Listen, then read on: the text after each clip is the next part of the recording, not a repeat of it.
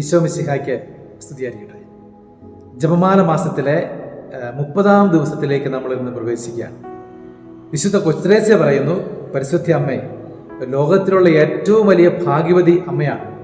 എന്നാൽ ഒരു നിമിഷം ഞാൻ ചിന്തിച്ചപ്പോൾ ഞാനാണ് അതിനേക്കാൾ ഭാഗ്യവതി എന്ന് എനിക്ക് തോന്നി. കാരണം എനിക്കുള്ളതുപോലെ ഒരമ്മ നിനക്കുണ്ടോ? ഒരു കുഞ്ഞിൻ്റെ ശൈലിയോടെ നിഷ്കളങ്കതയോടുകൂടി വിശുദ്ധ പറയുന്ന വാക്കുകളാണിവ. ജപമാല പ്രാർത്ഥിക്കുന്നവരെ പരിശുദ്ധ അമ്മ സ്വന്തമാക്കുന്നു.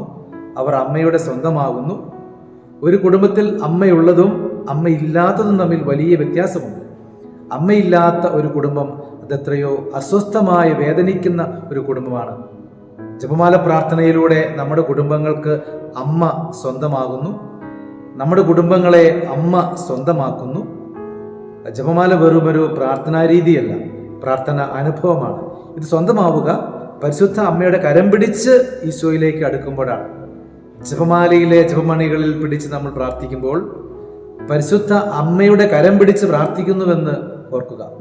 ജപമാല അത് മരിയ ഭക്തിയുടെ മകുടമാണ്, പ്രാർത്ഥനയുടെ ആയുധമാണ്, അനുഗ്രഹത്തിൻ്റെ കവാടമാണ്, സന്തോഷവും സമാധാനവും കണ്ടെത്തുവാനുള്ള മാർഗമാണ്, തിന്മകൾക്കെതിരായുള്ള ശക്തിയാണ്. വിശ്വാസത്തിൽ നമ്മെ ആഴപ്പെടുത്തുന്നു ജപമാല. സ്വർഗത്തിലേക്കുള്ള വഴി കാണിച്ചു തരുന്നു. ജീവിതത്തിൽ ഉത്തരം കിട്ടാത്ത ചോദ്യങ്ങൾക്ക് ഉത്തരം ജപമാലയിലുണ്ട്. ജപമാല പ്രാർത്ഥനയിലൂടെ തമ്പുരാൻ തരുന്നതൊന്നും അളന്നല്ല തരുന്നത്.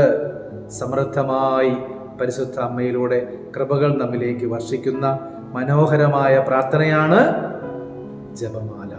സ്നേഹമുള്ളവരെ, നമ്മുടെ ജീവിതങ്ങളെയും കുടുംബങ്ങളെയും സമൂഹങ്ങളെയും എല്ലാം അനുഗ്രഹത്താൽ നിറയ്ക്കുന്ന ഈ പ്രാർത്ഥനയെ നമ്മുടെ ജീവിതത്തോട് നമുക്ക് ചേർക്കാം. നല്ല ദൈവം കൂടെ ഉണ്ടാകട്ടെ. ദൈവം എല്ലാവരെയും സമൃദ്ധമായി അനുഗ്രഹിക്കട്ടെ.